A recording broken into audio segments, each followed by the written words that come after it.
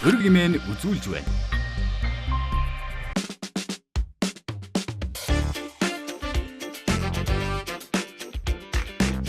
Үзэгч та бүхнийхээ орон амгалан айлтгая. Өрөг нэвтрүүлгийн шинэ дугаар эхлэж байна. Бид энэ удаа Улсын хурлын гишүүнд Амдан нэмтэй ярилцахаар ураад байна. Бидэнд цаг гаргасанд баярлалаа. Сайн байна. Баярлалаа. За, манай нэвтрүүлэг 10 асуултал танд бэлдсэн байгаа. За. Дараагийн асуулт.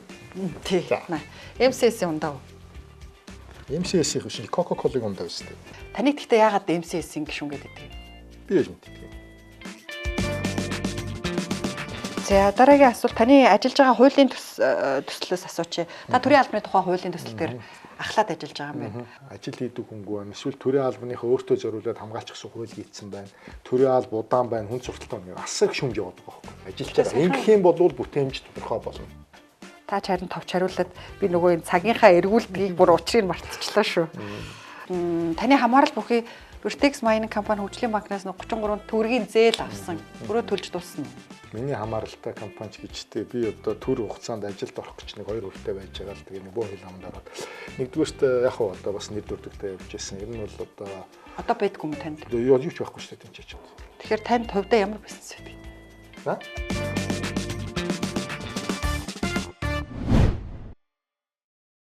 Энийг юу гэдгийг мэдэх үү?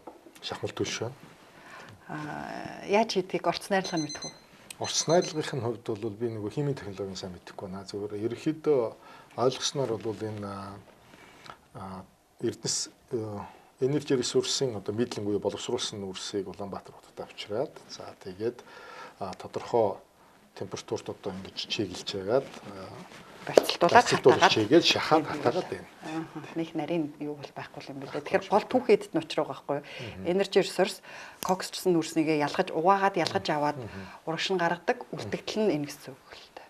Үгүй хаа. Би бол одоо Канада улсад дуулуурхаан чиглэлээр бас тийм шүү дээ. Мастер хамгаалсан шүү. British Columbia гэсэн үг. Тэгэхээр энэ бол одоо маш юу юм байгаа. Нөгөө нүүрс баяжуулах үйлдвэр чи өөрөө ингээд олон төрлийн калориор нь ялгаж гаргадаг. Калори гэдэг нь илчлэгээр нь ялгаж гаргадаг. Бараг 8-9 төрлөөр гаргаж байгаа баг. Энэ нэг төрөл нь л явж байгаа. Тэгээ яг хуу тэнд бас буруу ойлголт байгаад идэх юм л. Яг мидлингийн тухайд бол мидлинг бол зарагддаг бүтээгдэхүүн, хаягдал бол биш. Ер нь бол яг нүүрсийг угаагаад аливаа одоо энэ баяжуулах үйлдвэрээс гарч байгаа нүүрс болгон тодорхой калорийнхаа хэмжээгээр боловсруулагддаг. За тэгээд эндээсээ зарагдчихэдэг ийм бүтээгдэхүүн. За энийг 1 кг-ыг шатааж байгаа бол хөрөн нүрсийг 2 кг-ыг шатааж ижил хэмжээний дулаан гаргаж авна л гэсэн үг. 2 кг-ыг шатаагаар 2 кг тохирсон энээс 2 дахин илүү үнс гарна. Тэгэхээр энэ 2.5 PM 2.5 ч их болчихж байгаа. За энийг 2 дахин бага хэмжээгээр шатааж байгаа ч гэсэн чинь нөгөө хөрөн нүрснээс 1.5 дахин илүү хөхртэй. Тэгэхээр хөхрийн тэр өмхийн үнэрнэс чинь гэдэг чинь энэс болчиход байгаа. Тэгэхээр гол асуудал бол бид нар ерөөсөө энэ fossil fuel гэж нэрлэж байгаа. Өөрөөр хэлбэл энэ одоо нүүрс одоо ийм бүтээгдэхүүн, нүүрс нефтийн энэ бүтээгдэхүүнийг шатааж илчлэг гаргаж байвал ямар нэг байдлаар утаа гарч л таа. Яагаад одоо анх энэ мэдлэнгийг хэрэглээд утаа огцон буурсан байхээр зүгээр физикал одоо бодит хэрэглээ нь 2 дахин багасаад илчлэг нь хэвээрээ байсандаа л шууд Улаанбаатарын хотын агаарт байсан энэ тоосонцор бууцсан байхгүй. Тэг хөхөр өндөртэй төл ширгэлэх нь тэг зүй. Ерөөсөө аль аль нь ч одоо биднэрт сонголт биш байх хэвээр. Зүгээр яг нин үгүй хэлэхэд манай улсын хамгийн зөв шийдэл бол үндсэндээ тэгэл барилгажуулахаас бол байх ёстой л да. Ойрын 2-3 жилдээ бол түлхээс өөр гарцгүй л. Ойрын 2-3 жил гэхээс илүүтэй болов гэж би бол харж байгаа. Нин үгүй хэлэхэд бид нэр дулаан цахилгааны их үүсвэрээ яаралтай шийдэж барих хэрэгтэй байна. Энэ салбарынхаа одоо үнийг чөлөө сайн нэг айтайхан болгож авлаа. За хэдий бид нэр цаг тухайн үед индексчүүл нэмэхгүй яваад байснаас болоод хит их хөрөнгөлөгдсөн байсан нэмэлтийг хийчлээ. За энэнийхээ үр дүнд их том өвдөлт авч जैन бүгдээрээ. За одоо даваад гарахаас арга байхгүй. Хэрэглэнийхээ эрчим хүчийг хумаад те. Та хоёулаа бүр эрчим хүчний салбарт орж байна те. Ямар ч байсан та энэ найрлагыг бол судлаад үзсэн мэддэг юм байна. Зарим манай 126 гишүүн царай зүсийг нь анх харж байгаач хүн байх шиг байсан. Одоо энэ ч нөгөө хатаагаад байгаа юугүй юу гэдэг. Тэгээ би энэ хүн нэрийн нэг юм хэлэх би хэлчихэд юу байгаад байгаа юм. Би одоо Улсын хурлын даргын захирамжаар одоо бас стандартын ажлын хэсгийг одоо ингээд аваад өөрийнхөө суралцаж одоо явж байна. Тэгээд энэ амьдрах орчны стандарт байхгүй учраас бид нэр дүрм журмаар нэг дарга гарч ирээл журм өөрчилдөг, нэг дарга гарч ирээл дүрм өөрчилчихдэг. Ингээд бид нар ерөөс ямар стандартгүй байгаа. Стандартгүй хотод байна даа. Стандарт нь нийцдэг, олон улстайгаа холбогддоггүй юм байдалтай байгаад байгаа юм. Тэгэхээр бидэнд хамгийн ойролцоо жишээ бол энэ 47 дугаар өргөрөг энэ дөрвөн улиралтай их газрын төвдөө бид нартэй ижилхэн юм хуурай уур амьсгалтай асар хүйтэн асар дулаан болж чаддаг ижилхэн нөхцөл байдалтай орн бол Канада гэдэг юм. Тэгээ Канадын төвийн бүс нутгуудын одоо амьдрах орчны стандарт бол барилгын, дулааны, сургуулийн, дотоод орчны гэдэг бүх орчны стандартуудыг бид нар авах хэрэгтэй юм. Замын гэдэг. Энэ стандартуудыг бид нар авч мөрдүүлжээж гарсан хууль маань юуг дагаж хэрэгжих вэ гэдэг асуулт ярих хэрэгтэй. Тэгэхээр стандартын шинжилгээ рүү энэ ирэх хавар нэлээд ажил их бодолтой. Стандарт байгаагүйгээс бид нар хүний амиараа чохирсон асуудал өнгөрсөн нэг одоо энэний чинь судалгаа шинжилгээгийн гүт стандарт тэл зөрөөд байгаа байхгүй. Тий, стандартгүйгээс болоод олон хүний амь хохирсны нэг жилийн хэл өчтөр зургах ёслол болсон шүү дээ. Тий, за танд юу тайлах гээд дарч асуулт. Тий. MCS-ийн ундаа. MCS-ийн хөшний Coca-Cola-гийн ундаа шүү дээ. Тэгээ MCS эрхийг алж үйлдвэрлэдэг шүү дээ. Дэлхийн том үйлдвэрлэгчдийн нэг шүү дээ. Energy Resource манай 5-7 түлш рүү мэдлингээ нийлүүлснийхаа төлөө үнгүй нийлүүлдэг гэдэг. Гэхдээ татварын хөнгөлөлт эдэлт юм билэ. Хэдийн хэмжээгээр татварын хөнгөлөлт эдэлтийг нь мэдгүй та. Энэ нөгөө нэг агаарын бохирдлыг бууруулах юу хичээлээ нэг тийм татварын бүх нүүрсний урхаануудад дээр ажилладаг баха. Би бас энийг судалж ирсэн. Ганцхан тэр компани яадаг бах. Бүгднгийнх нь мэдээллийг судалж үзээрэй. Бүх нүүрсний урхаанууд агаарын бохирдлын нэг тийм хөнгөлт эдлэх тийм юмнууд байдаг юм байна. Тэгэхээр чи харин үнгүй нийлүүлж байгаа биш үнэтэй л гэсэн үг байна. Ганцхан тэр компани биш гэсэн үг байхгүй. Бүх одоо нүүрсний урхаанууд тийм хөнгөлт эдэлж байгаа. Ганцхан Energy Resource авсан шүү дээ. Биш. Ерөөсөө бүх уурхаанууд одоо fossil fuel дахиад нүүрс олборлож байгаа бүх уурхаанууд агаарын бохирдолд ийм төлбөр төлдөг. Тэрнээсээ хөнгөлөө хэрвээ агаарын бохирдолд одоо зардал гарах юм бол тэрнээсээ хөнгөлүүлдэг гэж би бол ойлгосон шүү. Тий. Хуулийн ч тийм байгаа бах. Таны гэхдээ яагаад MCS-ийн гишүүн гэдэг вэ? Би яаж мэддэг юм. Би Монгол Улсын их хурлын гишүүн шүү дээ. MCS-ийн одоо төлөөлж байгаа гишүүнэл гэж яригддаг шүү дээ. Үгүй би Монголын бизнесийн орчныг сайн дэмждэг учраас л нэг талын их гэж яригддаг үйлгүй би бизнестэй холбоотой бүхэн шийдвэрүүдийг дэмждэг. За миний эхний асуулт сая газрын тус боловсруулах үйлдвэр та бүхэн дөнгөж сая бараг өнөөдөр чуулганаар орж ин тийм ээ 700 сая долларын зээлийг дэмжиж явах шиг байна. Одоо тэг хүчээр дэмжихээс ч үр гарахгүй болж байна. За тэгэхээр одоо нөгөө дуйлаантай баталсан 25 оны төсөвтөө гар хүрэх нь тодорхой болж байх шиг байна. Тэгэхээр энэ одоо 200 өмнө бол одоо ингээ 268 сая долларыг энэ төсөл зарцуулаад 7 жил болчихсон хэрнээ дөнгөж 20% та яваад байна л да. Тэгэхээр энэ төсөл хугацаанд амжиж орох баталгаа байна уу? Байхгүй бол одоо бидний татвар төлөгчдийн бидний төлж байгаа энэ зээлийн хэмжээ ингээ нэмэгдээд байгаа юм шүү дээ. Тэгээ энэ нефтийн үйлдвэрч их түүхтэй билээ. Анх удаа хаач байсан тэр ч 10 хэдэн онд юм битээ. Манай ажлынхаа засаг барьж явах үедээ мод ерхий сайдаас 1 тэрбум долларын зээл хүсээд өнгөлтөө зээл хүсээд за тэгээд дараа нь манайхан гарч ирээд ярилцж байгаад нефт үйлдвэр болгоё гээд тэзүү байхгүй.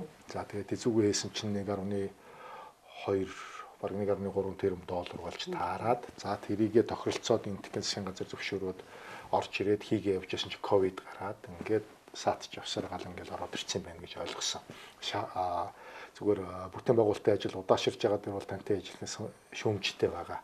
Яг ижилхэн одоотын зарчим байр суурьтай байгаа. Тэгээ сая бол их хурлын гишүүд бол бас ажлын хэсэг гаргаж ийн бүтээн байгуулалтын ажил удаж байгаатай холбоотой санал дүгнэлт гаргахаар болцгоосон. Тэгээ энэтэй бол санал нэг байна. Тэгээ ковид руу л хамаагүй юм ч ихэд байгаа. Тэгсэн хэрнээ ягаад аудитын тайлангаар нууцд авцсан? Аудитын тайлангууд ер нь том төслүүдийн аудитын тайлангуудыг нууцаар хилцэхгүй байя гэдэг. Одоо жишээ нь оюутлоготой холбоотой аудитын тайланг хүртэл манай Шин банк орон дээр одоо нууцаар ороод ирсэн байгаа. Тэгээ тэрийг ил хилцье гэдэг юуг саналуудаа бид нар явуулсан байгаа шүү дээ. Ил оруулж ирж ярих хэрэгтэй. Одоо тэгээд хизээ ашиглалтанд орно гэдэг байгаа лээ. Би одоо яг тэр төслийн хариуцж байгаа хүн биш учраас сайн мэдэхгүй байна. Зүгээр гүйцэтгэл нь 20% гэхээсээ илүүтэй төслийн ашиглалт тэр мөнгөнийхөө ашиглалт нь 20% таа байна гэж ойлгосон шүү би. Одоо авч байгаа зээлийнх нь. Тэгээд төслийн юу нь хэдэн хувьтай? Тэрийг сайн мэдэхгүй байна. 23% л байгаа. Тэр санхүүжилт нь бол 23% ашиглалттай байгаа. Ашиглаагүй байгаа мөнгөн дээр хөтөлөд байна гэдэг шүүмж гарсан гэж ойлгосон. За сая манай улсад бас томоохон нэг төсөл маань хөдөлгөөр болоод Улаанбаатарын урааныг олборлоод эхлэхээр болсон. Тэгэхээр Мардан урдыг одоо хизээ олборлох вэ? Яг сая бол бид нэр шүү дээ 26-27 жил гатсан энэ урааны төсөл биднээс ч болж гатсан, гаднаас ч болж гатсан шалтгаан байна. Энэ ч өөрөө нэгдсэн үндэсний байгууллагын аюулгын зөвлөлийн гишүүдийн ойлголцлын хүрээнд явагддаг ажил. За дэлхийд ураа олборлдог улс орнууд их цөөхөн. За ураа олборлох ажлын үе шатууд нь өөр газар өөр зөвшөөрлөөр явагдаж идэг ийм л одоо нөхцөл байдалтай байдаг. Тэгээ ялангуяа манайх одоо энэ хоёр том хөрш маань хоёулаа мөнхийн хөршүүд маань хоёулаа энэ нэгдсэн үндэсний байгууллагын аюулгын зөвлөлийн гишүүд байдаг. За энэ хүмүүстэйгээ ойлголцох ёстой. Одоо манай түнш болж байгаа Франц гэж орн бас нэг зөвлөлийн гишүүн. За энэ орны одоо олон жил одоо бид нартай ингэж явсны үр дүнд бол тэгэл гараанаас гарлаа. За бидний дотоод шалтгаанаас гадна гадаад шалтгаан байсан гэдгийг зөвөрөдийн дуртах хэрэгтэй. За хоёрдугаар дотоод шалтгаан дээр бол бас авилгаалт шалгын асуудлууд яригдсан байдг юм билээ. Сая учир сайдын тайлбарлаас таахгүй бас харж ирсэн баг тий.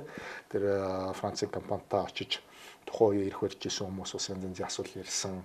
Тэр нь тогтоогдсон гэх юм яригдж байна лээ. За Францын шүүх бол шийдвэр гаргацсан байна гэж ойлгосон. За зүгээр энэ авилгал авсан нь үнэн болж таарсан гэсэн үг. Тэр угаасаа тэр та нар бүгдээрээ юугаар нээлттэй мэдээлэл сайн интернет рүү ороод харахад баталгаажиж байгаа шүү дээ. Тэгээ тэрийг бурууга хүлээгээд нөхөн төлбөр төлж байгаа байхгүй. Тэгээ тэр бол ойлгомжтой. Тэгэхээр тэр манай дотоодод хин авсан яасан тухайн асуудлыг бол манай хууль хяналтын байгууллага шалгаж томд гаргах хэрэгтэй баг. Тэгжээж бид нар гадаадаар чин гадаадын хөрөнгө оруулагчтайгаар нүүр дүр ярина шүү дээ. За тэр мардатай холбоотой асуудал болон бусад одоо ураантай холбоотой төслүүд гарах жишг төсөл сая гараа авчиж байгаа. Тэгэхээр яг энэ загвараараа бид нар дараагийн төслүүдэд явуулаад явхад бол бололцоотой болж байна л гэсэн үг. Энэ хэрээр бидний одоо эдийн засагт орж ирэх сая одоо нэг юм онцлогтой юм явчлаа шүү дээ. Бид нэр анх удаага алдагдaltaгүй төсөв баталчлаа. Анх удаага Монгол Улсын ерөнхийлөгч одоо төсөв дээр бүхэлд нь хориг тавихад их хурл хүлээж авлаа. За алдагдaltaгүй төсөв батлна гэдэг чинь өөрөө цаана ямар агуулга дагуулж ийн вэ гэхээр хөрөнгө оруулалтын орчныг сайжруул, хөрөнгө оруулалтыг маш ихээр тат. Тэгээд хөрөнгө оруулалтаасаа гарсан мөнгөөрөө энэ дид үтцийн болон энэ утаа шороотой холбоотой нийгмийн болон бус санхүүжилтүүдээ шийд тэгээ ажлын байраа нэмэгдүүлээ гэдэг ийм л даалгаврыг засаг их хурд өгчөж байгаа байхгүй өөрөө өөртөө тийм ээ улс орнд. Тэгээ шахалтанд орж иж алдагдaltaгүй болгосон шүү дээ. Буруу зүйл ба шин чи ягаад үгүй засаглалын онлоороо гүйцэтгэх засаглал, шүүх тогтоох засаглал тэгээд хууль тогтоох засаглал чи 3 биенээ шахаал хянаал явж явах хэрэгтэй. Энд чинь зүгээр л байгаа зарчим шүү дээ. Байдаг юм л зөв. Явж байгаа зарчим л зөв. Угаасаа энэгээр л явах хэрэгтэй. Бид нар чи авчилсан орнд. Тэгэхээр энэ зарчмаар л явж буруу юм байхгүй. Ерөнхийлөгчд одоо вето буюу хориг тавих бүрэн эрх нь байна. За улсын хурлд тэрийг хүлээж авах авахгүй бас бүрэн эрх нь байна. За тэр хоёроос баталж гаргаж өгсөн хуулийн дээр ажиллах бүрэн эрх нь засгийн газарт байна. Энд чинь засаг л хуваах онлынхоо хүрээнд л явагдаж байгаа үйл явц. Буруучимгүй зөвчимгүй яг л ажил явдгаар л явж байгаа байхгүй. Тэгээ тэндээс орж ирсэн энэ одоо сайн үр дүн, улсын төсвөөс асар том хэмжээний төсвүүдийг санхүүжүүлэхэ болий. Хөрөнгө оруулалтыг татах, орчноо сайжруулъя.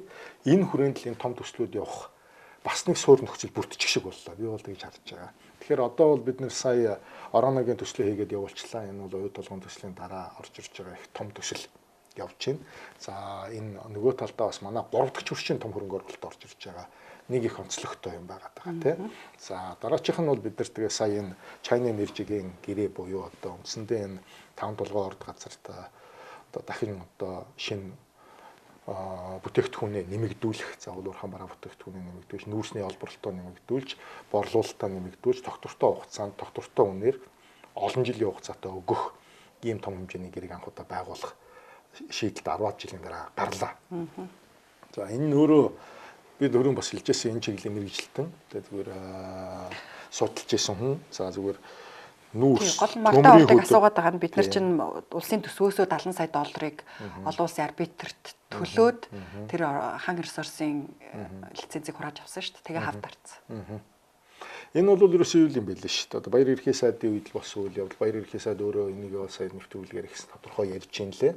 За ер нь бол яг хуу тэр одоо манай хойд өршийн одоо компани Миний одоо тэр хүний ярианаас авсан ойлголт бол хойд төвшин компани бол үндсэндээ бид нар явуулъя. Канадын компани эзэмшижсэн энэ ордоо бид нар төгч бид нар тэр хүмүүстэй төлбөр тооцооны асуудлаа шийдэе гэж хагаад тэр асуудлаа шийдэг хүн байна л гэж ойлгосон мэдээлэлс тийм ээ. Тэгэхээр одоо бол бид нар тэр өөрийнхөө дараачийн ордууд бол байгаа шүү дээ манай. Таагаад тогтооцсон ордууд байж байгаа. Энэ ордуудаа хөдөлгөх үе таалга нээчлээ. Замаа гаргачлаа. Энэ загвараараа явуулж болно л гэсэн үг. Би бол хэрвээ орж ирвэл дэмжинэ л гэж. За танаас дараагийн асуулт нь таны хамаарал бүхий Vertex Mining компани хөгжлийн банкнаас 33 тэрбум төгрөгийн зээл авсан. Өөрөө төлж дуусна уу? Миний хамааралтай компанич гэжтэй би одоо төр хугацаанд ажилд орох гэж нэг 2 хүртэл байж байгаа л тэгээ нэг бөө хил амд ороод нэгдүгээрт яг хаа одоо бас нэр дүрдэгтэй явж ирсэн. Ер нь бол одоо байдгүй юм танд. Юу ч байхгүй шүү дээ тэнцээч. Угаасаа би ер нь гүйцэх захирлаар Канадаас ирж ажиллах гэж байгаа л их хурлын гишүүн болол буцаага өгсөн байхгүй 2 үгийг нь. Тэгээд болоо. Өөрөө бүтэн төлсөн байна лээ. Манай өөр нэг гишүүний эгчийн хамаарал бүхий компани. Тэгээд улсын дээд шүүхээр хүртэл ямар ч одоо хууль бус зүйл хийгээгүй байна гэсэн дүгнэлтэн гараад дууссан. Тэгэхээр танд хувьдаа ямар бизнес байдаг? Нэг уул уурхайн ханган нийлүүлдэг. Тий, миний хөрөнгө оруулалтын мэдүүлгүүд дээр байгаа шүү дээ. Ямар майнинг блэ? Тий, Proco Mining гэдэг. Proco Mining гэдэг компани. Тэр бол тусдаа энэ компаниас тусдаа юм. Тусдаа Канадын хөрөнгө оруулалтын компани шүү дээ. За дараагийн асуулт таны ажиллаж байгаа хуулийн төслөөс асууч. Та төрийн албаны тухай хуулийн төсөл дээр ахлаад ажиллаж байгаа юм байна. Ажил хийдэг хүнгүй байна. Эсвэл төрийн албаныхаа өөртөө зориулаад хамгаалчихсан хууль хийцэн байна. Төрийн алба удаан байна. Хүн сурталтын асар их шүмж яваад байгаа байхгүй. Тэгэхээр эхлэний ээлжинд бидний төрийн албаны хуулийг стандарттай нь уялдуулж тоогоо гаргаж бүтцээ гаргаж ээж хийх ёстой байна гэсэн ийм л одоо дүр зурагтайгаар манай ажил хэсэг ажиллаж байгаа. Ингэх юм бол бүтээмж тодорхой болно. 24 оны сонгуульд бүсчилсэн тохиолдол явсан. 28 оны сонгуулийг энэ бүсчилсэн тогтолцоогоор явах нь зөв үү? Сонгуулийн мэдрэмж нь арилаагүй байгаа дээр асуух гэдэг. Зүгээр яг нэг үйлгээд одоо бид нар тулж байгаад өөрчлөлт хийсэн. Үнэхээр хүнд байсан. Тэгээд өнөөдөр ерөнхий сайд та нар гишүүд одоо энийг өөрчлөе гэж орж ирэхгүй шүү л гэдэг шиг байна шүү дээ. За яг бид нар ярилцгал баг та. Их хурлын гишүүний үйл ажиллагааны зардалд 20 гаруй сая төгрөг авдаг. Та 12 дугаар сарынхаа энэ мөнгийг юу зарцуулсан бэ? 20 сая төгрөг гэдэг нь энийг одоо янз бүрээр л нэрлэдэг байх шиг байна. Үйл ажиллагааны зардал, тойрогтой ажиллах төсөв, сард. Сая 2 хоногийн өмнө л Financial Review дээр гарсан мэдээлэлтэй Rio Tinto компани Монгол улстай, Монголын засгийн газартай оюутлогоо дээр татврын маргаана 295 сая доллараар ингээд хаяа гэсэн энэ хаахан зөв үү? Хэрвээ ийм юм байгаа бид нэр урт хугацааны том хэмжээний төсөл дээр хамтарч ажиллаж байгаа газартайгаа хил үгээ олохгүй бол арбитраар одоо шүүх хяналтын байгууллага гэсэн үг те бизнесийн тэр байгууллагаар шийдвэрлэх ёстой гэх гэрэн дээр тусгацсан. Тэр газар маргаанаа өгөөд тэр газараа одоо асуудлаа шийдэж чадахгүй бол шийдэхээс өмнө урдчлаад эвлэрэх юм боломж нь байдаг. Тэр эвлэрэх боломжийнхоо саналыг оюутлогоос тавьж гин гэж ойлгож байгаа. Хэрвээ тэрэн дээр бол одоо ажлаас гаргаад үнэлт өгөөд тэгээд эвлэрээд явах ёстой. Энэ аль альнийхаа бизнесээ явах замд нь хэрэгтэй. Эвлэрхээс өөр гарцгүй байгаа. Яагаад гэвэл маргаан үүсээд эхлэхэд татврын дундын дансандаа дундын дансандаа Rio Tinto мөнгө байршуулсан. Тэрийг нь ковидын үед засгийн газар иргэн бүрт 300 мянган хэлбэрээр тараагаад өгсөн. Тэр мөнгийг хэрэгжилчихсэн гэсэн үг л дээ. Гэхдээ яг Монгол улс байж байгаа учраас хэрвээ тэр мөнгийг нь буцааж өгөх ёстой бол өгч болно шүү дээ. Тийм чих хайхтар сүртэй юм биш. Ерэн зүгээр 1.4 их найд шүү. Яг зарчмаараа явбал тэгэл өгж авалцаад явах л гэдэг. Бид нар чинь баг 100 жилийн гэрээ хийчихээ өстэй хооронд. Тэ. Тэгээ бизнес шүү дээ болно шүү дээ. Тэ. Зүгээр гол асуудал нь заавал өхөөс өөр аргагүй чи ингэх ёстой гэдэг байр сууриас сандахаас илүүтэй шудраг ахын чухал байхгүй. Тэгээ хэн илүү одоо авах гэдэг дутуу авах гэдэг биш тохирсондоо байж чадчихна үгүй гэдэг л асуудал. Түүнээс би чам дөрвөлж мөнгө зөвлөсөн учраас би чамаас илүү хэрэгтэй гэж оюут толгой Монгол Улсын засгийн газрыг шахах монголчуудыг шахах хэрэггүй. За дараагийн асуулт таны ажиллаж байгаа хуулийн төслөөс асууч. Та төрийн албаны тухай хуулийн төсөл дээр ахлаад ажиллаж байгаа юм байна. Тоо харсан чинь гэхдээ одоо нийтийн бүгдийг хамруулаад 2020 сүүлийн 3 жилийн дотор 20 оноос 23 оны хооронд 24 оны тоог авч чадаагүй. Төрийн албаны ажиллагчдын тоо 8000-аар өссөн байна. Хувийн компаниудад ажилтаа олдохгүй байгаа, гадаадаас ажилтаа оруулж ирье л гэдэг. Төрийн албанд ажилтан хүнээ авчаад байгаа юм биш үү? Ер нь энэ төрийн албанд ажиллаж байгаа хүмүүсийн ажилтнуудын бүтээмжийг яаж хэмждэг? Төрийн албаны одоо бүтээмжийг сайжруулах чиглэлд бол энэ манай төрийн албаны шинжилгээ явах хэрэгтэй мөлий. Төрийн албаны тоо өсөж байна. Төрийн албаны шатлал өөр байна. Төрийн албаны одоо нийгмийн баталгаа өөр байна. Төрийн албаны одоо ачаалал өөр байна. Ажил хийдэг хөнгөө байна. Эсвэл төрийн албаныхаа өөртөө зориулаад хамгаалж гсэн хууль хийцэн байна. Төрийн алба удаан байна. Хүн сурталтай байна. Асар их шүмж яваад байгаа байхгүй. Тэгэхээр энэ одоогийн байгаа бүх хуулиуд дээр нь одоо мэргэжлийн хүмүүсүүд дээр үнэлгээ дүгнэлт хийлэгжээж бид нэр яг хаана болоод хаана болохгүй байгаа вэ гэдгийг харах хэрэгтэй юм байна л. Яг гэвэл одоо манай төрийн албыг хичнээн чухал ярилцж байгаа бүүмэд. Онцгой байдлынхаараа, цагдаагийнхаараа, эрүүл мэндээр боловсруулаар. Төрийн албаны нэгдсэн зохицуулалт бараг байхгүй талтай болсон. Төрийн албаны зөвлөлийн эрх үүрэг нь бас засгийн газрын үйл ажиллагаа одоо томилж байгаа байгууллагуудаа ингээд орооцолтод явчихсан. Тэгээд энэ шалгалтын тодорхой бус ийм тогтолцоотой болчиход байгаа. Тэгэхээр бид нар айл загварыг авах вэ гэдэг асуудлаа нэгдүгээр судлахын тулд эхлээд манай одоо байгаа хууль эрх зүйн орчин тухайн олон улсын жишг болж байгаа загвартай хэр зөрж гин ямар одоо зай завсар байна яавал болчих гээд байна гэдгийг үнэлэх юм том хэмжээний судалгаа хийгдэж байна. Манай ажлын хэсгийн дээр ажиллаж байгаа. За тэгээд төрийн бүтээмжийг сайжруулах олон бүтээмжийг хэмждэг юм бол гэдэг нь хэмжилгүй яах вэ? Төрийн бүтээмжийг сайжруулахад би зүгээр захын жишээ л хэлээ. Би түрүүн бас тантай яриа сууж байхад ярьж стандарттай холбоотой асуудал яригдчих төрийн бүтээмж хэрэгтэй явчихна.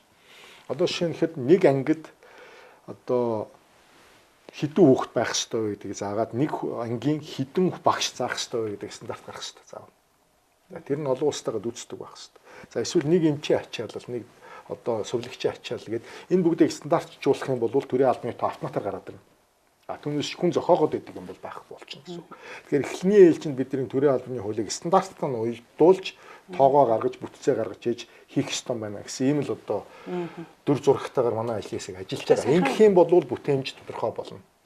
Учир нь төрийн албанаас эмч багш нарыг өөр албар руу одоо шилжүүлнэ гэдэг байгаа шүү дээ. Тэр бол одоо төрийн үйлчилгээний албан тушаалтнуудыг бол одоо төрийн жинхэнэ албанаас нь одоо гаргаад байдаг одоо тэр нэмэлт урамшуулалттай холбоотой асуудлуудыг шийдэж явдаг юм тогтолцоороо оруулъя гэдэг юм. Төрийн жинхэнэ албан багш тусдаа гаргаад ингээд явъя гэдэг. Энэ бол одоо засгаас өргөн барих гэж байгаа хуулийнх нь одоо нэг санаа байх. Хууль бол засгаас орж ирэх гэж байгаа. За орж ирсэн байдлаар их хурлаас ажлаасаа гарцсан. Энэ дээр ажиллаа засагтайгаа ярилцаад ингээд явж байна. Яг хэлбэржээд орж ирэх хуулийг нь бол хүлээж байна. За хэлбэржээд ороод ирсэн хуулийн дээр нь саяын судалгаагаа уялдуулж байгаа л хуулиа нэг багцлж гаргана гэсэн бодолтой байна. Би бол энэ төрийн албаны шинжилэлт бол үндсэндээ нэг чуулганы хугацаанд шийдэгч асуудал биш болов уу гэж бодож байна. Бидний одоо үлгэр загвар харж явж байгаа орнууд бол жишээ нь юу гэдэг юм Өмнөд Солонгос улс байна, эсвэл Сингапур улс байна тий. За энэ улсууд бол төрийн албыг их өөр бэлдэж явдаг юм байна лээ. Гүйцэх засаглалын тусдаа бэлдэнэ. За хууль тогтоох засаглалын тусдаа бэлдэнэ. За шүүх тогтолцооны одоо засаглал нь одоо тусдаа бэлдэнэ. Өөрсдөө одоо хүний нөөцийн яамаа гаргаад удирдаад явдаг юм байна лээ. Энэ нь бол ер нь баг оновчтой загвар байх юм болоо да. Ер нь үр өгөөчтэй ингээд явж байгаа загваруудыг харж агаад за өөрийнхөө одоо байгаа хуулиудад үнэлгээ хийгээд ингээл явна да гэд. Одоо парламентээс дээрх судалгааны хүрээлэн захиалга өгч гисэн. За судалгаа хийгдээ явж байна. Гарахаар нь олон нийтэд танилцуулна. Төрийн албандаа хилцүүлнэ, ард нийтэд хилцүүлнэ. Одоо ингээд нэг хоёр гоё юм яриалаа л да. Төрийн өмчит компаниудыг цөөрүүлнэ. Төрийн бүтээмжийг сайжруулна гэдээ хоёр гоё юм яриад байгаа хэрнээ нөгөө талдаа энийг яг ажил болохгүй байгаа зүйл нь яамдууд нь байх чи үндэсний хороонуудын тоог нэмээд байгаа. Яг зөв тийм. Үйл ажиллагаанд давтцсан орон сууцжуулах үндэсний хороо гэдэг барилгын яам нь ажиллаа хийж чадахгүй байгаа юм. 20 минутын үндэсний хороол гин шинэ хоршоо үндэсний хороол гин. Ер нь бол төрийн албаны хуулиар бол би энэ жишээр би судлаа асуугаад үзсэн чинь нэг л хороо гэхэд 40 хүнтэй байгаа байхгүй. Тэгэхээр тэр 40 хүний цалин өртөг гэдэг ингээд нөгөө наадхан дээр ч юм бол би өөртөө чи ижилхэн улсын төсвөө ярилцчих үеч гэсэн бид нар бас байр суурь илэрхийлж байсан. За ер нь наадхан дээр ч юм бол төрийн албаны шинжилгээний хүрээнд энийг зэгцэлнэ гэж. Ер нь бол одоо нэг талд нь гаргая. Үнэхээр байх хэрэгтэй бол яагаад байх хэрэгтэй. Стандарт нормынхоо хэмжээнд төрийн алба багч байна. Одоо ингэдэг байхгүй. Аль нэг яам байна. За уул уурхай яам байна. Уул уурхай яамны ажиллаж байгаа хүмүүсийн ачааллыг ер нь тооцохгүйгээр одоо шинэ энэ манай 10 хэдэн яам байна шүү дээ. Энэ яамд ч яг ижилхэн шахуу орон тоот. Ачаал нь өөр. Тэгээд хилцэх газрууд тэдэн хүн л байна гэсэн. Гэхдээ шууд хатуу тоо тавьчихсан. Тэгээд тэр нь яг үнэхээр ачаалаа дааж байгаа юу? Эсвэл ачаалаас илүү байгаа юу, дутуу байгаа юу? Тэрийг бид нар мэдэхгүй байгаа байхгүй. Тэгэхээр энэ чинь тэгэхээр төрийн бүтээмжийг хэмжиж чадахгүй. Тэгэхээр бүтээмжийг хэмжихийн тулд бид нарт стандарт хэрэгтэй л байхгүй. Тэгээд тэрийг оруулж ирэх гээл оролдоод байна. За. Та харин товч хариулаад би нөгөө энэ цагийнхаа эргүүлдгийг бүр учрыг мартчихлаа шүү. За намрын чуулган ингээ өнөөдөр дуусчин тий. Та юу хийх гэж байна? За би одоо нэг стандартын ажлын хэсгээр бас нэг юу юм бэ нэлээ. Хүний эрхэл суурьсны стандартын шилжилт бид нар хий гэж яриад байгаа. Тэгээ энийг төрийн албаны хуультайгаа уялдуулъя, бизнесийн орчинтойгоо уялдуулъя гэж яриад. Тэгээд нэгдүгээрт бол энэ одоо хамгийн сайн стандарт хийдэг газар нь бол Канада юм байна лээ. Канадын хувьд бол хүний эрхийн одоо нэг юм хууль биш бодлогын баримт бичгтэй тэр нь баг үндсэн хууль шиг үзэгдэж явдаг. Тэр бодлогын баримт бичгээ дагаад энэ стандартуудтай. За энэ стандартууд нь бол одоо хууль мэт мөрдөгдөж явдаг. Түүнээс дүрм журмаа байнга өөрчлөөл хөдөлгөөд идэг юм байдаггүй юм байна. Тэгэхээр одоо энэ түрүүний бидний ярьсан нүрс тестээс ахуулаад бүх юмны стандартыг нэг харж ээж энэ төрийн албаныхаа хуультай стандартынхаа хуультай уялдуулж хийчихээ гэсэн нэг юм одоо ажилд явна. Судалгааны ажилд явна. За гишүүд аваа явна. За хоёрдугаарт бол тойргоор уулзалт хийн. За тэгэл одоо энэ ажлын хэсгүүд дээр л ажиллана да. 24 оны сонгуул одоо гишүүдийн сонгуулийн мэдрэмж нь арай арилаагүй байгаа. 24 оны сонгуул бүсчилсэн тойргоор явсан. 28 оны сонгуулийг энэ бүсчилсэн тогтолцоогоор явах нь зөв үү? Сонгуулийн мэдрэмж нь арилаагүй байгаа дээр асуух гэж. Зүгээр яг нэг үгэлэхэд одоо бид нар тулж байгаад өөрчлөлт хийсэн. Үнэхэр хүнд байсан. Яг үннийг л хэлээ. Тийм 3 аймаг 17 хоног. Тэгээд 17 хоногт 54 сум суурин газарт очиж 10,000 км давхиж бараг 60 гаруй мянган хүнтэй уулзсан байгаа баг.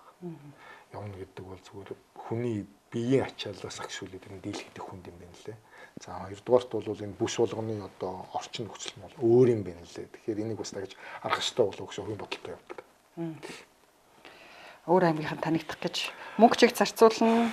Гэхдээ ер нь зүгээр явах болно шүү дээ. Гэхдээ ер нь бол сая өнөөдөр ерөнхий сайд та нар гишүүд одоо энийг өөрчлөе гэж орж ирэхгүй шүү л гэдэг шиг байна шүү дээ. За яг тэгэл одоо бид нар ярилцгал баг та. Их хурлын гишүүний үйл ажиллагааны зардалд 20 гаруй сая төгрөг авдаг. Та 12 дугаар сарынхаа энэ мөнгийг юу зарцуулсан бэ? 20 сая төгрөг гэдэг нь юу юм? Энийг одоо янз бүрээр л нэрлэдэг шиг байна. Үйл ажиллагааны зардал, тойрогтой ажиллах төсөв, сард. Нэг туслах, нэг зөвлөхийн цалингаас гадна таны үндсэн цалингаас одоо гадна. Нэг гишүүн дээр одоо 250 сая төгрөгийн төсөв байдгийн жилдээ. Тэгээд тэрийгээ бол тэгээд тэмчээж. Тэрийгээ тэгвэл 12 сар хуваагаад л 20 сая. Тэгж яриад байгаа юм байна л да. Тэгж яриад байгаа юм байна л да. Тэгэхээр эний ч одоо нэгдүгээрт бол энэ тойрог руугаа явах бензин тосон зарцуулна. Заримдаа энэ тойрогоос хүмүүс ч бас хүсэл санал ирүүлнэ. Гэр орон шатчлаа энэ тэрэгэл байх юм болно. Хандвар хүчтэй. Үгүй шүү дээ. Зүгээр яах юм тэгээд тий аваал өгнө. За тэгээд бас олон нийтийн арга хэмжээ зарцуулна. Томилтоор явахдаа хэрэглэнэ. Хэвлэл мэдээллийн байгууллагад мэдээлэл өгөхдөө бас гэрээ хийж зардал гаргаж өгнө. Ингэсээр гал босчтой дүү. За. Түнс одоо юу гэдэг хууль хийхэд нь 20-30 сая төгрөг өгдөг мөгдөг тийм байдгүй шүү. Ингээ буруу ойлголт яваад идэх юм. Хууль яахт нь нэг хууль хийхэд нь л одоо 20-30 сая төгрөг төлдөг мөрдөг гэж нэмээд идэх шүү дээ. Тэгээд тийм байхгүй шүү тийм байдгүй. Зүгээр одоо хуулийн төсөл боловсруулангуул ингээ судалгаа та нар өөрсдөө хариуцаж хийх ёстой байдаг юм уу? Тэгээд парламентын судалгааны хүрээлэндээ л найдана. Их уднаа. Та докторуудыг ад үзээд байсан. Тий, би хэлсэн. Тэгээд та өөрөө шүтээсийн проектороор ажиллаж байсан юм билээ шүү дээ. Проектороор ажиллахад доктор байх шаардлага тавиагүй юм уу? Ингэдэг. Би зүгээр хараа би бас өчигдөр нэвтрүүлгээр орохдоо нэг юм хэлсэн. Би боловсролын багц хуулийн ажлын хэсгийн ахлагчаар ажиллаад 8 одоо за хууль байсныг 4 болгож нэгтгэхэд Монголын боловсролын тогтолцоо анх удаага нэг араа шүтэн таарч нэг нүд одоо багц хууль болж гарсан юм байна. Тэгээгөө хуучин бол баг боловсролын хууль гараад дээд боловсролын хууль гараад, ерхий боловсролын хууль гараад тэр нь ингээд парламент тулгуунаар ээлжлээд гарахаараа цаг үетэйгээ тарахгүй араа шүтэн таарч өгдөг. Ингээд нэг багцлж гаргаагүйсэн байхгүй. Тэгээ нийгмийн одоо асуудал багш нарын нийгмийн баталгааг нь бүтэн шийдэж өгөөгүй тий. За олон улсын үнэлгээнд орох тухай асуудлыг шийдэж өгөөгүй, англи хэлний асуудлыг шийдэж өгөөгүй. Зөндөө юмнууд нь таарч өгдөг юм байгаа гэдэг. Тэгээ энийг шийдсэн. За зүгээр би сайн нэвтрүүлэгт бас орохдоо дахиад танаа нэвтрүүлгээр бас хэлчихэ. Нэгдүгээр би жинхэнэ докторудаас бас уучлалгүйя. Бас буруу ойлгохдоор хэлсэн юм шиг байна л. Ер нь миний хэлсэн шидэхэд доктор орохоор. Тий, миний хэлсэн үндсэн санаа нь бол юу байсан бэ гэхээр чанартаагаар бэлтгэмээр байна. Хуулаад байна. Худалдаад авчаад байна. Их сургуулиуд нь мэдээлэлээ сэлгэж одоо шийдэхгүй байна. Монгол шиг сургууль өөрийн гэсэн мэдээллийн сантай. шинжлэх ухааны технологийн их сургууль өөр гэсэн мэдээлэл саналтай. Хөдөө аж ахуйн их сургууль өөр гэсэн мэдээлэл саналтай. Энийг хоорондоо сэлгэж холддгоо. Тэгээд хуулаад яваад байдаг. Тэр нь мэдэгддэггүй. Тийм ээ. Тэгээд яагаад доктор авдаг гэж? Цалингийн нэмэгдэлтэй байхгүй 30% нэмэгдэлтэй тийм зохицуулалттай учраас төлөө яваад байна ш. Дээрээс нь бас нэр хүнд байдаг баг. Тэгэхээр жинхэнэ докторууд миний энэ гаргаж байгаа санааг уг нь дэмжиж байгаа гэдэгт би бол итгэлтэй байгаа юм. Барууны том их сургуулиуд одоо улс орнууд бол жишээ нь ямар байдаг вэ гэхээр одоо жишээ нь би Канадад сургуульд төгссөн. Канадад сургуульд төгсөхөд ямар байдаг вэ гэхээр миний бичсэн судалгааны ажлыг хамгаалсны дараа Канадын төв номын сан хүлээж авалт. 1 сарын турш хуулсан эсхийг нь улс даяар судалгаа, дэлхийд даяар судалгаа хийж батлсны дараа 1 сарын дараа надад таны одоо судалгааны ажил хуулаагүй байна гэсэн сертификат өгсөний дараа би төгсдөг байхгүй. Тэгээд миний бүтээл, оюуны бүтээл маань Канадын төв архивт хадгалагддаг. Нийтэд нээлттэйгээр. Манайх таар боловсролын багц хууль дээр энийг оруулж болоогүй. Оруулцсан харин. Тэр хуулиа нэхээд байгаа юм би. Оруулцсан. Энийг хэн хариуцдаг вэ гэхээр Канадын одоо боловсролын ёс зүйн хороо гэж байгууллага байна. Тэр байгууллагын доор ёс зүйн хорооны одоо хүртэл хэрэгжихгүй байгаа юм. Тийм, ёс зүйн хорооны доор манай Монгол улсад ёс зүйн хороотой болно. Ёс зүйн хороон доор ажлын албатай байна. Тэр ажлын алба нь бүх судалгааны мэдээллийг урьдчилан цуглуулад гарсныхан дараа хянаад явдаг энэ зохицуултыг хийх ёстой юм. Энэ хуулийг бид нар хийчихсэн. Энийг хийгээд байгаа нэг. Хоёрдугаарт ихтэй сургуулиудыг одоо үнэлэх ёстой юм. Боловсролын үнэлгээний төвөөр үнэлээд нийтэд зарлах ёстой юм. Тэгэхгүй бол одоо яадаг вэ гэхээр эн чинь хэрэглэгчийн одоо ард түмний асуудал болчиход байгаа. Тим ч мундаг сургууль, ийм ч хөтөлбөртэй, тим ч одоо юу гээл одоо баг реклам явуулна. Одоо цагаан сар өнгөрөө шууд тийм реклам явуулна. Бараг л докторийн сургалтын өөрөөс аваадаг юм байлаа. Тэгээд тэр нь өөрөө хэн нь яг хаана яваад байгаа юм бэ гэдгийг үнэлээд нийтэд зарлах хэрэгтэй байхгүй юу? Тэгээд тэндээс чи үн ханшин тогтно, тийм ээ. Хэн мундагийн хэн сайн гэдгийг харж иж иргэн хүн өөрөө сонголтоо хийж мэрэгжлээ сонгож сургуулаа сонгож сурах хэрэгтэй. Тэр хэрээрээ нөгөө үнэлгээнд тогтоод ирэхдээ зэрэг кредит цагийнх нь үн төлбөр нь тогтоод ирнэ. Тэр хэрээрээ багш нарын сайн сургууль руу гарах гэж өрсөлдөн, доор байгаагчууд нь дээшээ гарах гэж өрсөлдөж байгаа. Өрсөлдөөндөө шахаад байгаа байхгүй. Энэ хуулийг хэрэгжүүлэхгүй байгаа юм бас. Энэ үнэлгээгээ зарлах ёстой юм боловсрол. Зарлахгүй. Гуравдугаарт одоо энэ Монголын боловсрол бүх шатанда олон улсын үнэлгээнд орж явах ёстой заалтыг энэ хууль заагаад өгсөн. Одоо бид нар чи 2022 онд билүү PISA-гийн үнэлгээнд ороод дэлхийгээс нэг 3-аас 4 дахин хойно яваад харталцсан байгаагаа харсан шүү дээ. Ялангуяа хамгийн аимшигтай гарсан үр дүн нь юу байсан бэ гэхээр боловсрол нийгмийн ялгарлын суурь болцсон тогтолцоо болцсон байсан. Энийг арилгах өөрчлөлтийг бид нар хийсэн. Сумын сургуулийн хүүхд аймгийн төвийнхээс өөр, аймгийн төвийн хүүхд Улаанбаатарынхаас өөр, Улаанбаатарын захын дүүргийн хүүхд өөр. Тэгэхээр өнөөдөр Улаанбаатар хотын боловсролын газрын даргад ямар эрхийг бид нар өгсөн байгаа вэ гэхээр 11-р сургуулийн багшийг Сонгон хайрхан дүүргийн эсвэл Баянзүрх хайрхан дүүргийн захын сургуульд аваачаад хугацаатаагаар нэмэлт цалинтайгаар ажилуулах бүрэн эрхийг нэгд өгсөн энэ хуулиар. Нэг хэрэгжүүл, тийм ээ. За дараа нь одоо хэрэгжихгүй байна уу? Хэрэгжихгүй л байна. Одоо хэрэгжиж байгаа тайлангийн нэгхтэй зэрэг 5% слайд тавиад байгаа байхгүй. Дараа нь бид нар яасан шин сайттай болчиход байгаа шүү дээ. Салбарын луу. Тэгэхээр бид нар бол юу хүсэж байгаа вэ гэхээр хуулиа хурдан хэрэгжүүлээч. Нийгмийн энэ ялгарлыг арилгамаар байна. Монголын энэ хүүхдүүд тэгш боловсрол авах ёстой. Тэгш боловсрол авах орчин нөхцөлийг бүрдүүлээд өгсөн. Дижитал боловсролын эрхэм нэгэд өгсөн.